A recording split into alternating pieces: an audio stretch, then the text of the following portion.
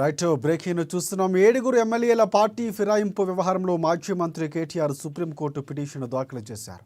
ఈ మేరకు ఇవాళ ఆయన పిటిషన్పై justice B R Gavai, justice Vinod Chandran ద్విసభ్య ధర్మాసనం విచారణ చేపట్టింది. ఈ సందర్భంగా కోర్టు కీలక వ్యాఖ్యలు చేసింది. దానం నాగేందర్, కడియం శ్రీహరి, తెల్లం వెంకట్రావు అనర్హత పిటిషన్లతో పాటు కలిపి విచారిస్తామని కూడా కోర్టు వెల్లడించింది.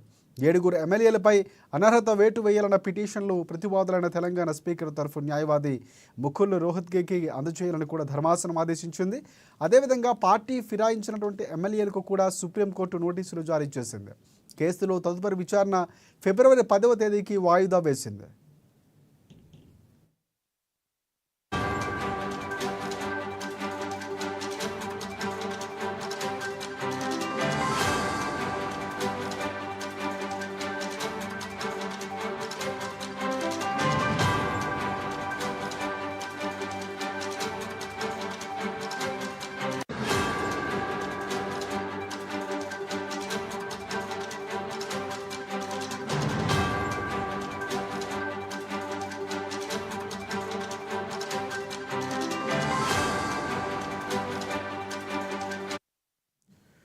రైట్ 7 ఎమ్మెల్యేల పార్టీ ఫిరాయింపు వ్యవహారంలో మాజీ మంత్రి కేటీఆర్ సుప్రీంకోర్టు పిటిషన్ దాఖలు చేశారు. ఈ మేరకు ఇవాళ ఆయన పిటిషన్పై justice B R Gavai, justice Vinod Chandran ద్విసభ్య ధర్మాసనం విచారణ చేపట్టింది.